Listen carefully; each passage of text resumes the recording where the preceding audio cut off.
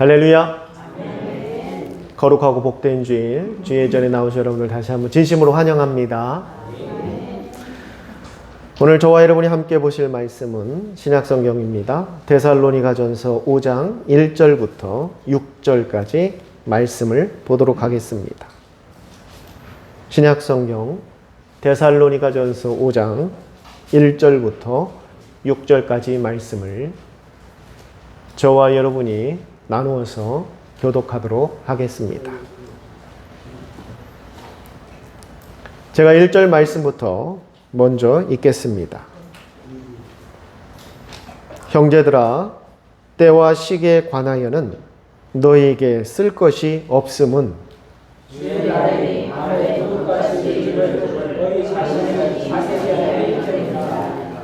그들이 평안하다, 안전하다 할 그때 임신한 여자에게 해산의 고통이 이름과 같이 멸망이 갑자기 그들에게 이르리니 결코 피하지 못하리라.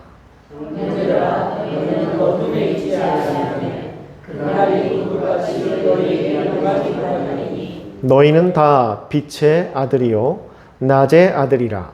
우리가 밤이나 어둠에 속하지 아니하나니 그러므로 우리는 다른 이들과 같이 자지 말고 오직 깨어 정신을 차릴지라. 아멘. 할렐루야. 오늘은 6월 25일입니다. 공교롭게도 지금으로부터 73년 전 바로 6월 25일 그리고 주일에 6.25 사변이 발발했습니다. 왜 하필 주일에 이 6.25 사변이 발발하게 되었을까? 그것은 북한 공산당들의 아주 철저히 준비되어진 계획이었습니다. 일반적으로 일요일에 관공서는 다 문을 닫고 있습니다.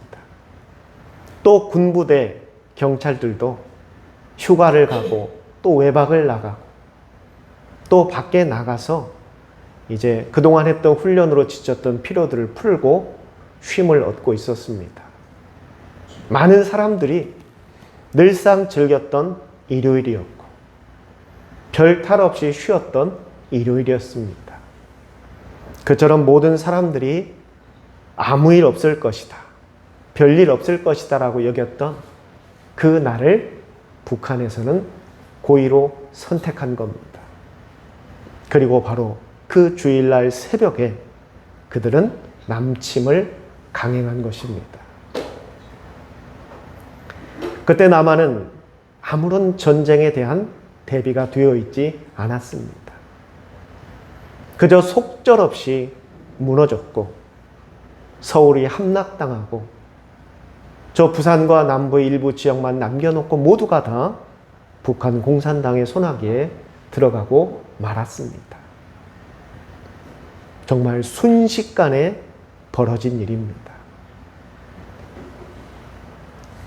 우리가 6.25를 겪으면서 전쟁이 얼마나 참혹하고 무서운지에 대해서는 많이 배웠습니다.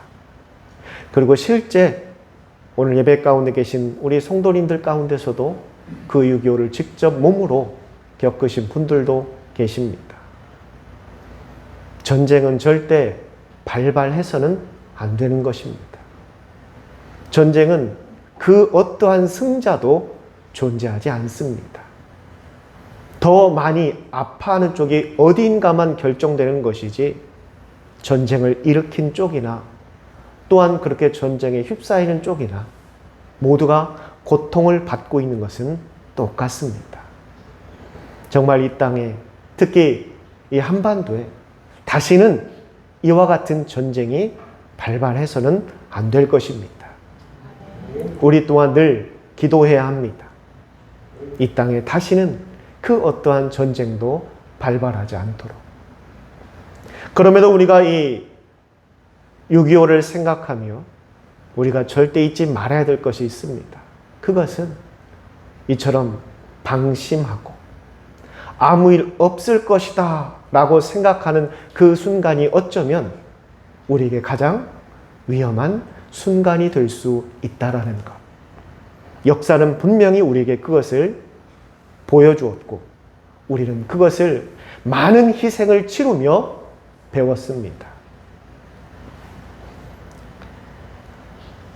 늘 이 6.25 주간이 되면 주일의 설교 본문이 오늘 본문과 비슷한 말씀들을 많이 인용합니다.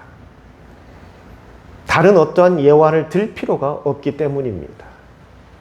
그래서 오늘 말씀의 제목이 그날이 도적같이 이른다입니다.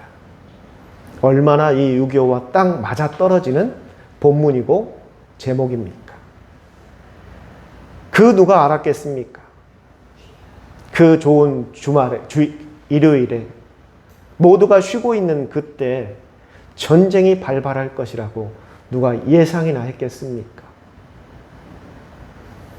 그처럼 오늘 바울은 데살로니가 교회 성도들에게 이렇게 말합니다. 주의 날이 밤에 도둑같이 이룰 줄을 너희 자신이 자세히 알기 때문이다 라고 말하고 있습니다. 성도 여러분, 우리가 함께 읽은 이 본문의 말씀을 여러분들은 어떻게 받아들이고 계십니까? 아마 이 본문의 말씀들은 굳이 설교가 아니더라도 복음성가를 통해서도 많이 들으셨을 겁니다. 그날이 도적같이 임하리니. 그러므로 우리는 늘 깨어있고 정신을 차리고 그 믿음을 지키고 언제 주님이 재림하실지 모르니 그 재림을 대비해야 한다라고 우리는 알고 있습니다. 네, 맞습니다. 우리는 주님의 재림을 늘 기다리고 그것을 준비하고 대비해야 되는 성도들입니다. 그런데 정작 이 말씀을 듣는 데살로니가 교회 성도들은 어떠했을까입니다. 오늘 이 시대에 살아가는 저와 여러분들에게 오늘 바울이 이 서신을 썼다면 아마 우리의 신앙 양심을 찌르는 말씀이었을 겁니다. 그래, 맞아. 내가 얼마나 나태했는지, 게을렀는지, 하나님 앞에 얼마나 불순종했는지, 늘 깨어 있어야 된다고 말하는데 나의 영성은 늘 잠자고만 있었구나 라는 생각을 하며 양심의 가책을 느꼈을 겁니다. 그러나 오늘 서신은 데살로니가 교회 성도들에게 쓴 편지입니다. 데살로니가라는 지역은 마케도냐의 수도입니다. 바울이 이 마케도냐를 전도하기 위해서 빌립보에 들어가게 되었고 그곳에 첫 교회를 세웁니다. 그리고 두 번째로 세운 교회가 바로 오늘 본문에 기록된 데살로니가 교회입니다. 그곳에 복음의 씨앗이 심겨지고 교회가 세워지면서 많은 이방인들이 이 교회로 모이게 됩니다. 그들은 하나같이 굶주린 자들이었고 지친 자들이었고 삶의 희망도 또한 미래도 불투명한 사람들이었습니다. 그저 하루하루 살아가는 것이 전부였던 사람이고 그것 또한 소망도 품어본 적이 없던 하층민들이 대부분이었습니다. 그런데 그들에게 복음이란 정말 그들에게 처음으로 희망이라는 것을 품을 수 있는 가장 복된 소식이었습니다. 그래서 실제 데살로니가 교회에는 많은 가난한 사람들, 굶주린 사람들이 모여들어 교회를 이루게 되었습니다. 그리고 바울이 세운 교회답게 그곳에서는 복음과 함께 부활과 재림에 대해서 선포되었습니다. 처음 예수님의 재림에 대해서 말씀을 듣게 된 이 성도들은 어떠한 생각을 가졌을까? 그들은 삶에 아무런 낙도, 희망도 없었는데 그저 하루하루 살아가는 게 전부였던 그들에게 재림이란 정말 놀라운 소식이었고 그들에게 기쁨의 소식이었을 겁니다. 예수님이 재림하시면 나의 이 삶이 이제 끝나고 새로운 삶을 시작하게 된다. 얼마나 기쁜 소식입니까? 삶의 그 어떠한 희망도 낙도 없이 살아갔던 그들에게 예수님의 재림은 가장 기쁜 소식이었고 가장 기다리는 순간이었을 겁니다. 지금의 우리가 기다리는 재림과는 전혀 다른 그런 재림의 의미였을 겁니다. 그리고 그 재림에 대해서 들으면서 그들은 한결같이 예수님의 재림만을 손꼽아 기다립니다. 주님, 빨리 오십시오. 빨리 오셔서 저의 이 지긋지긋한 고난의 삶을 청산시켜 주시고 아무런 희망도 아무런 소망도 없이 살아가는 이 삶을 이제 끝내주시고 우리 바울 사도를 통해 들었던 그 천국에 저를 빨리 불러주십시오. 바울 사도님이 이야기합니다. 천국에는 고난도 고통도 없다고, 아픔도 없고 질병도 없고 이 굶주림에 시달려야 되지도 않고 내가 오늘 하루 무엇을 해서 돈을 벌어 가족들을 부양해야 될까 고민하지 않아도 되고 일을 하지 못해서 돈 많은 사람들에게 돈을 비싼 이자로 빌려서 그것을 갚기 위해 자식을 팔아야 되지도 않고 그 어떠한 희망도 소망도 없이 살아갔던 삶에 이제는 희망을 품고 살 수 있는 그 천국에 빨리 가고 싶습니다. 그들은 하나같이 예수님의 재림을 목 놓아 외쳤고 기다렸습니다. 그리고 지금 당장 재림이 임하기를 그들은 부르짖었습니다. 재림을 대하는 그 모습이 지금 우리와 너무나 다르죠? 과연 우리는 멀리 갈 필요 없습니다. 이번 한 주간 주님 빨리 오십시오, 재림하십시오라는 기도를 해보신 적이 있으십니까? 아마 없으셨을 겁니다. 그만큼 예수님의 재림이 우리의 삶에 절실하지 않다라는 겁니다. 그러나 데살로니가 교회 성도는 우리와 너무나 다른 상황입니다. 그처럼 재림을 기다리고 있는데 점점 안 좋은 소식만 들립니다. 어떤 소식이 들리느냐? 어렵게 믿음을 갖고 신앙생활을 해 나가는데 예수를 믿는다라는 이유 하나만으로 사회적인 불이익이 컸습니다. 엄청난 불이익을 감당해야 했어요. 그것뿐만이 아니라 지난주만 하더라도 멀쩡히 같이 예배드렸던 형제가 그리고 자매가 순교당했다라는 소식을 듣게 됩니다. 저 멀리 다른 나라에 다른 지역에 있는 교회 성도가 아니라 바로 나와 함께 같이 앉아 예배드리던 옆에 앉아 같이 주님을 위해서 기도했던 나의 형제 자매가 순교했다라는 소식들이 들려옵니다. 얼마나 두려웠을까요? 그게 남일이 아닙니다. 어제는 저 형제였지만 내일은 내가 될 수 있다라는 그 공포감이 늘 그들을 따라다녔습니다. 그들은 점점 두려워했고 그럴수록 더욱더 예수님의 재림을 외칠 수밖에 없었습니다. 빨리, 다음 차례가 내가 되기 전에 주님 빨리 오세요. 주님 오신다고 말씀하셨잖아요. 빨리 오세요. 지금 당장 오세요. 어쩌면 내일이 저에게는 없을 수도 있습니다. 오늘 이 시간이 저의 마지막일 수도 있으니 주님 제발 오늘 안에 오세요. 그들은 재림에 대해서 간절했고 그렇게 부르짖었습니다. 그 소식을 바울이 고린도에서 듣게 됩니다. 그리고 그들을 격려하고 위로하고 힘을 주기 위해서 바로 이 데살로니가 전서라는 서신을 보내게 되는 겁니다. 자, 그러면 우리가 오늘 본문 말씀을 들을 때마다 늘 신앙의 양심의 가책을 느껴서 그래, 주님의 재림이 도적같이 임할지 모르는데 내가 이렇게 나태하고 내가 이렇게 게으르고 내가 이렇게 이기적으로 주님 말씀과는 전혀 관계없는 삶을 살아서는 되겠어. 깨어 있어야지. 그래, 내가 더 열심히 해야지 하는 말씀으로 우리는 오늘의 본문을 이해하고 있지만 정작 이 서신을 받아야 될 수신자인 데살로니가 교회 성도들의 마음은 어땠을까? 그들이 나태했을까요? 우리처럼 게을렀을까요? 주님을 향할 열심이 없었을까요? 그저 하루하루 세상과 타협하며 사는 삶을 살고 있었을까요? 아니라는 겁니다. 바울은 한결같이 데살로니가 교회 성도들 향해 너희는 믿음이 견고하고 형제 사랑하기를 우선으로 하고 주를 열심히 섬긴다라고 칭찬했던 교회입니다. 그런 교회에 오늘의 이 말씀을 주셨다는 겁니다. 그러면은 우리가 이 말씀을 그저 이해하는 내용과는 달랐다라는 겁니다. 무엇이 다를까요? 바울의 의도가 달랐다라는 겁니다. 만약에 정말 우리를 향해 이 서신을 썼다면 뭐 두말할 것 없이 우리의 나태함과 게으름을 책망하는 말씀이 100% 맞을 겁니다. 그러나 데살로니가 교회 성도는 우리와 달랐습니다.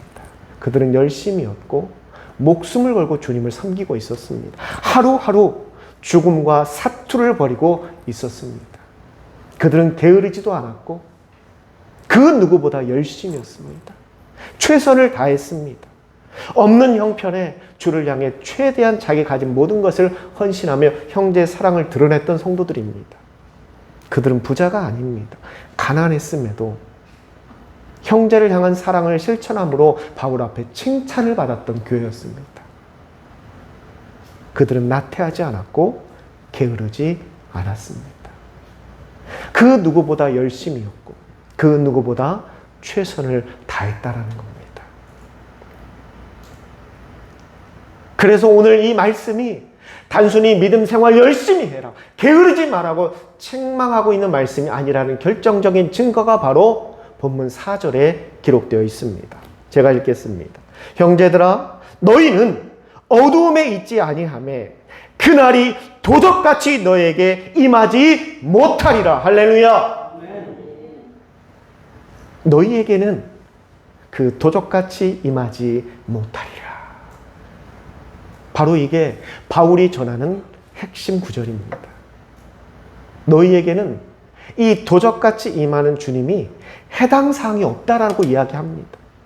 다시 말해 지금 바울이 데살로니가 교회 성도들에게 오늘의 이 본문을 기록한 것은 지금 그 신앙을 지키고 있으면서 믿음 생활을 하면서 당하는 불이익과 그 생명의 위협에서 그들은 두려워했고 예수님께서 곧 오신다고 하셨는데 왜 예수님은 지금 재림하시지 않고 내 형제들 이렇게 매일같이 하나둘씩 순교해 가고 있는가? 그리고 불의한 자들, 예수님과 전혀 관계없는 자들은 왜 세상에서는 더 득세하고 있는가? 그리고 그들은 왜 꾸준히 우리를 핍박하고 있는가? 그러한 그들에게 지금 바울이 말하는 겁니다.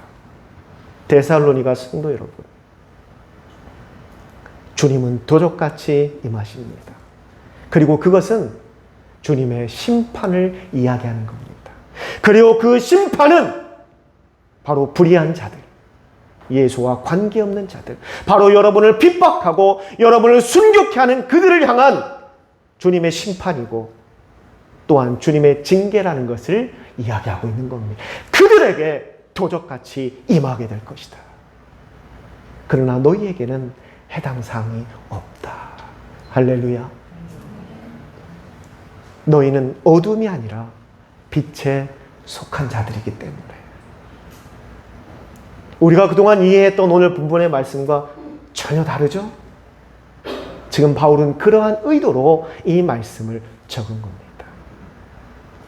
그리고 오늘 본문 1절과 2절에 아주 중요한 세 단어가 나옵니다. 어쩔 수 없이 이게 중요하다 보니까 제가 헬라어로 이야기할 수밖에 없습니다. 한글 성경으로는 그 중요성을 설명하기가 좀 많이 부족합니다. 첫 번째 단어가 나옵니다. 그건 바로 크로노이라는 단어가 나옵니다. 크로노이. 성경에서, 한글 성경에서는 그것을 때라고 풀이하고 있습니다. 1절에 나오죠? 때. 어떤 때. 크로노이. 그리고 두 번째 중요한 단어가 나옵니다. 그건 바로 카이로스. 어제 좀 들어보셨죠? 시간. 카이로스. 시간입니다. 때와 크로노. 카이로스 시간.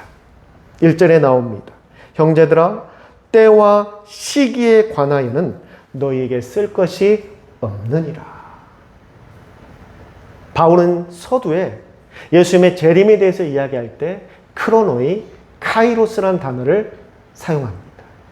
그런데 이것은 단순히 그 두 단어만 놓고 본다면 어느 때 그리고 어느 시간으로만 해석할 수 있는데 거기에 매우 중요한 단어, 마지막 세 번째 단어가 첨가됩니다. 그건 바로 퀴리오스, 바로 주인이라는 말입니다. 우리가 살아가는 크로노이, 때와 우리가 살아가는 카이로스 시간 가운데 누가 임하신다? 퀴로스, 주님이 임하신다라는 겁니다. 그러면 그 단어의 의미가 바뀝니다. 크로노이는 단순히 어느 때, 특정할 수 없는 어느 때를 이야기하고 있는 단어이고, 카이로스는 특정할 수 없는 시간을 이야기하지만 그곳에 퀴리오스, 주님이 임하는 순간 이 크로노이와 카이로스는 다르게 바뀐다라는 겁니다. 어떻게 바뀌느냐? 퀴리오스, 크로노이, 주님의 때. 퀴리오스, 카이로스, 주님의 시간. 그게 바로 1절과 2절입니다. 그래서 한국에서는 한국말로 그냥 때와 시간, 그리고 2절에 주님의 날이라고만 표현되어 있지만 바울은 의도적으로 이 세 단어를 기록했다는 겁니다. 이게 무엇이 중요한가? 우리가 살아가는 그 시간, 이 크로노이와 카이로스는 무한한 것 같고 마치 끝이 없는 것처럼 보입니다. 그런데 여러분, 내가 마냥 즐겁고 행복할 때도 이 시간이 영원할 것처럼 느껴지지만 반대로 극심한 고난 가운데 있는 사람도 그 시간과 그 때가 영원할 것처럼 느껴집니다. 우리 안타깝게도 얼마 전에도 대전에서도 또 10대 청소년이 스스로 목숨을 끊었습니다. 청소년들 자살률이 우리나라가 가장 높아요. 물론 여러 가지 요인들이 많이 있겠지만 그 중에서도 상당히 아이들을 압박하고 있는 것은 학교 생활에 대한 것, 특히 교우 관계에 대한 그 시달림이라든지 또는 적응하지 못하고 또 학업에 치여서 그 삶 자체가 산산이 파괴되고 영혼이 파괴되면서 스스로 목숨을 끊는 경우들이 생깁니다. 우리 기성세대 입장에서는 아니 왜 그걸 참아내지 못하고 그 1년만 더 참으면 되는데 고등학교만 졸업하면 끝인데 라는 생각을 하실 겁니다. 그러나 여러분, 그 정작 당사자에게는 우리의 시선으로는 고등학교 1년만 참으면 되는데 그냥 눈 감고 참으면 되는데 일지 모르겠지만 그때 당시 그 고난에 처해 있는 그 청소년의 마음에는 1년이 아니라 이게 영원할 거라고 여기기 때문에 자살을 시도한다는 겁니다. 아, 이 고통이 왕따라든지 또는 학교의 부적응 또 여러 가지 시스템의 문제로 겪는 고난들이 아, 이게 영원히 나와 함께 하겠구나 라는 생각을 하는 순간 목숨을 끊는다는 겁니다. 지금 오늘 바울이 말하는 크로노이, 카이로스, 지금 데살로니가 교회 성도들에게 처해 있는 그 고난의 상황은 지금 2023년을 살아가는 우리는 이해하기 어렵습니다. 마치 그건 기성세대의 시각으로 자살 앞에 놓여있는 청소년에게 훈계하는 마음으로 바라볼 수밖에 없습니다. 우리는 신앙생활 하면서 불이익을 당하는 게 별로 없습니다. 내가 예수 믿는다고 핍박당하는 일도 거의 없습니다. 교회 다닌다고 누가 여러분들을 위협하고 위해를 가하는 사람들이 있습니까? 없습니다. 그러한 우리는 지금의 이 시간과 때에 대해서 크게 문제되지가 않습니다. 그러나 지금 데살로니가 교회 성도들은 예수를 믿고 섬김으로 인하여 자신의 많은 것들을 포기했습니다. 심지어 목숨까지도 내려놓았습니다. 하루하루가 살얼음판입니다. 그 살얼음판을 걷는 마음으로 살아가고 있습니다. 당장 내일 내가 순교할지도 모른다는 두려움 가운데 그 믿음을 지키고 있습니다. 그런데 그 시간과 때가 과연 그들에게는 어떻게 다가왔을까? 1년만 참으면 된다? 10년만 참으면 된다. 그게 언제 끝날지 모르는 고난으로 다가왔을 겁니다. 그래서 바울이 이야기하는 겁니다. 영원할 것 같은 크로노이, 영원할 것 같은 카이로스가 지금 너희들에게 놓여있지만 분명히 기억하라. 주의 날이 임한다. 주님의 날이 임하는 순간 그 크로노이는 영원하지 않다. 주님의 날이 임하는 순간 나의 고난과 나의 어려움이 영원할 것 같지만 영원하지 않다. 그 끝이 임한다. 분명한 그 끝이 있음을 누구를 통하여? 예수님의 재림을 통하여. 이 편지를 받아들인 그 데살로니가 교회 성도들에게는 얼마나 기쁨이고 희망의 말씀이었겠습니까? 지금 나의 고난이 영원할 것 같고 전혀 해결되지 않을 것 같지만 분명히 그 끝이 있음을, 주님의 임하심으로 끝이 있음을 바울이 확증해 주었다는 겁니다. 사랑하는 성도 여러분, 오늘의 이 말씀을 듣고 있는 여러분들은 어떠십니까?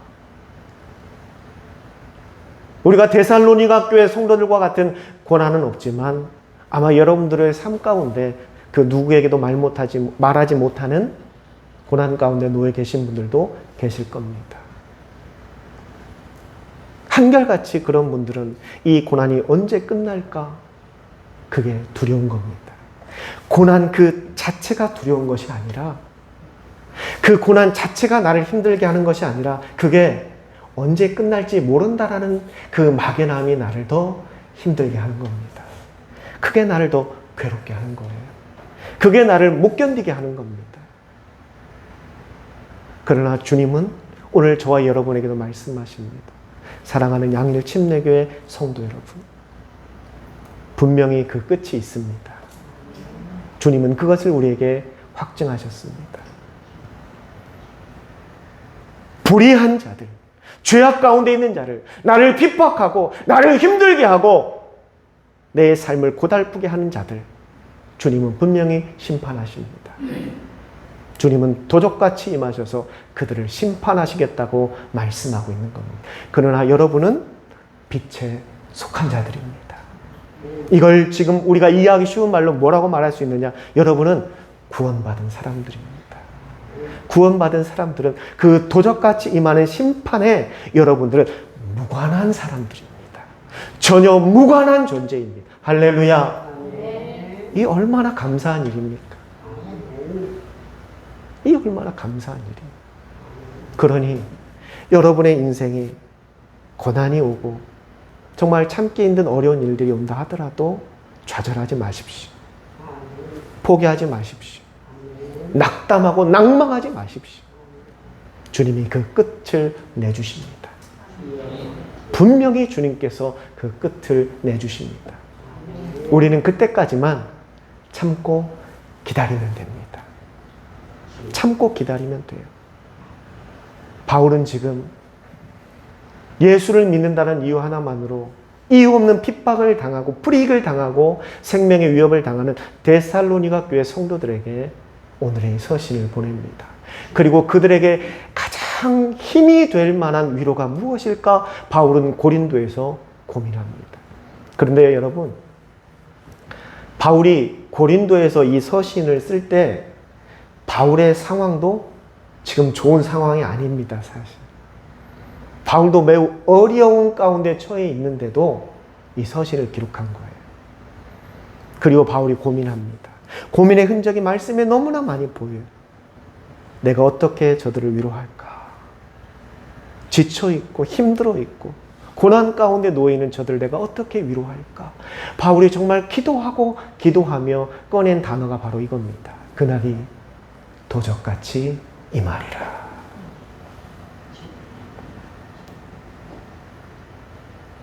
이제는 이 단어가 여러분 그저 우리를 질책하는 단어로 이해하지 마시기를 바랍니다. 그저 우리를 채찍질하는 단어로 이해하지 마시기를 바랍니다. 바울이 이 단어를 선택한 건 데살로니가 교회를 채찍질하기 위한 것이 아니라 그들을 살리고자, 위로하고자, 격려하고자 선택한 단어입니다.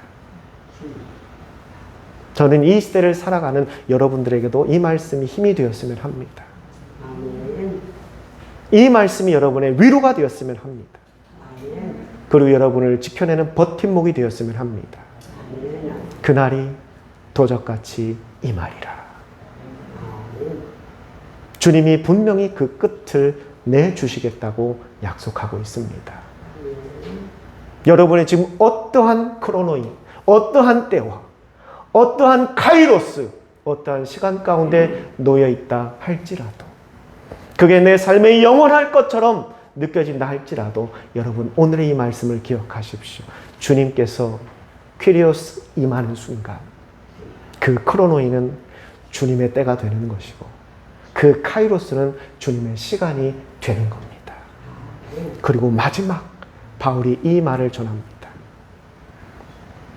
바로 그 시간과 그 때는 너희를 위한 주님의 계획이라고.